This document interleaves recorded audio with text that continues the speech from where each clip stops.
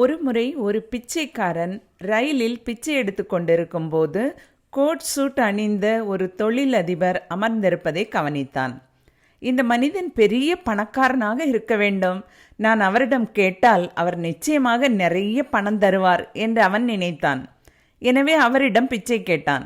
அந்த மனிதர் பிச்சைக்காரனை பார்த்து, நீங்கள் எப்பொழுதும் மற்றவர்களிடமிருந்து ஏதாவது வாங்கி கொண்டே இருக்கிறீர்கள், யாருக்காவது ஏதாவது கொடுக்கிறீர்களா என்றார். பிச்சைக்காரன், ஐயா, நான் ஒரு பிச்சைக்காரன், நான் மக்களிடம் பணம் கேட்க மட்டுமே முடியும். நான் எப்படி யாருக்கும் எதையும் கொடுக்க முடியும்? அந்த மனிதர் பதிலளித்தார், நீங்கள் யாருக்கும் எதையும் கொடுக்க முடியாத போது மற்றவர்களிடமிருந்து எதையும் கேட்கவும் உங்களுக்கு உரிமை இல்லை. நான் ஒரு தொழிலதிபர் மற்றும் பரிவர்த்தனைகளை மட்டுமே நம்புகிறேன். நீ எனக்கு ஏதாவது தருவதாக இருந்தால் நானும் உனக்கு ஏதாவது கொடுக்கிறேன் என்றார். அப்பொழுது ரயில் ஒரு ஸ்டேஷனுக்கு வந்தது. தொழிலதிபர் இறங்கி கிளம்பினார். பிச்சைக்காரன் அந்த மனிதர் சொன்னதை பற்றி யோசிக்க ஆரம்பித்தான். அவருடைய வார்த்தைகள் எப்படியோ பிச்சைக்காரனின் இதயத்தை எட்டின. நான் யாருக்கும் எதையும் கொடுக்க முடியாததால் பிச்சையில் எனக்கு அதிக பணம் கிடைக்காது என்று அவர் நினைக்க தொடங்கினார். ஆனால் நான் யாருக்கு எதை கொடுக்க? எந்த தகுதியும் என்னிடம் இல்லையே என்று யோசிக்க ஆரம்பித்தான். மறுநாள் ஸ்டேஷன் அருகே அமர்ந்திருந்த போது ஸ்டேஷனை சுற்றி இருந்த செடிகளில் பூத்திருந்த சில பூக்களில் அவன் பார்வை பட்டது. பிச்சைக்கு ஈடாக சில பூக்களை மக்களுக்கு ஏன் கொடுக்கக்கூடாது என்று நினைத்தான். அருகிலிருந்த சில பூக்களை பறித்து கொண்டு ரயிலில் பிச்சை எடுக்க சென்றான். யாராவது அவனுக்கு தானம் செய்யும் போதெல்லாம் அவர்களுக்கு சில பூக்களை கொடுப்பான். அந்த மலர்களை மக்கள் மகிழ்ச்சியாக ஏற்றுக்கொண்டனர். இப்போது பிச்சைக்காரன் தினமும் பூக்களை பறித்து அந்த பூக்களை பிச்சைக்கு ஈடாக மக்களுக்கு கொடுக்க ஆரம்பித்தான். நிறைய பேர் அவனுக்கு தானமும் செய்ய ஆரம்பித்தனர் என்பதை சில நாட்களிலேயே உணர்ந்தான். பூக்கள் இருக்கும் வரை பலர் அவனுக்கு தானம் செய்தனர். பூ இல்லாத போது ஒருவரும் அவனை கண்டுகொள்ளவில்லை. இது ஒவ்வொரு நாளும் தொடர்ந்தது.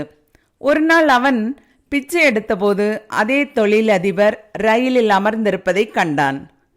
அவரிடம், இன்று உங்களுக்கு தானமாக கொடுக்க என்னிடம் சில பூக்கள் உள்ளன என்றான். அந்த மனிதர் அவனுக்கு கொஞ்சம் பணம் கொடுத்தார்.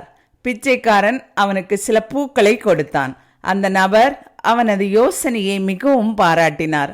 அடடா, இன்று நீயும் என்னை போல் வியாபாரி ஆகிவிட்டாய் என்றார். பிச்சைக்காரனிடம் பூக்களை எடுத்துக்கொண்டு ஸ்டேஷனில் இறங்கினார். ஆனால் மீண்டும் ஒரு முறை அவர் வார்த்தைகள் பிச்சைக்காரனின் இதயத்தில் ஆழமாக பதிந்துவிட்டது.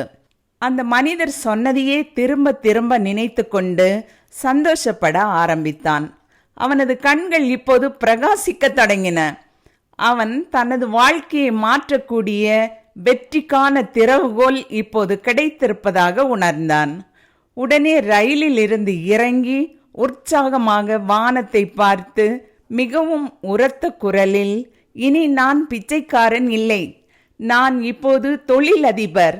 அந்த மனிதரைப் போல நானும் பணக்காரன் ஆகலாம். அவனை பார்த்ததும் இந்த பிச்சைக்காரனுக்கு பைத்தியம் பிடித்திருக்கலாம் என்று நினைத்தார்கள். மறுநாள் முதல் அந்த பிச்சைக்காரன் அந்த நிலையத்தில் மீண்டும் தோன்றவே இல்லை. 4 ஆண்டுகளுக்கு பிறகு அதே ஸ்டேஷனில் இருந்து கோட் சூட் அணிந்த 2 ஆண்கள் பயணம் செய்தனர்.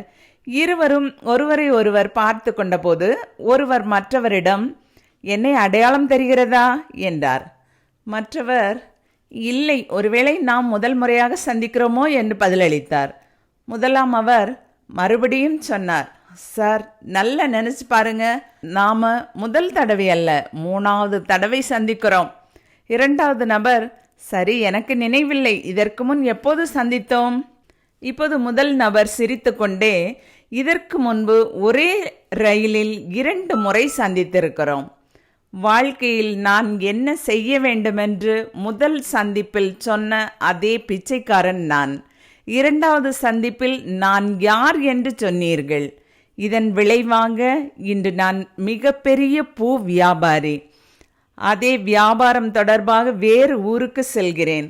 முதல் சந்திப்பிலேயே இயற்கையின் விதியை சொன்னீர்கள்.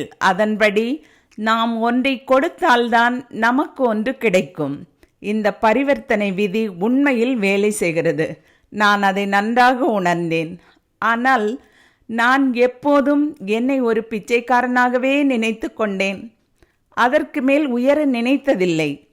நான் உங்களை 2வது முறை சந்தித்தபோது நான் ஒரு தொழில் அதிபராக மாறிவிட்டேன் என்று சொன்னீர்கள். உங்களுக்கு நன்றி. அன்று முதல் எனது பார்வை மாறி இப்போது நான் ஒரு தொழில் அதிபராக மாறிவிட்டேன். நான் இனி பிச்சைக்காரன் அல்ல. பிச்சைக்காரன் தன்னை பிச்சைக்காரனாக கருதும் வரை அவன் பிச்சைக்காரனாகவே இருந்தான். அவன் தன்னை ஒரு வணிகனாக கருதிய போது அவன் ஒரு வணிகனாகவே மாறிவிட்டான்.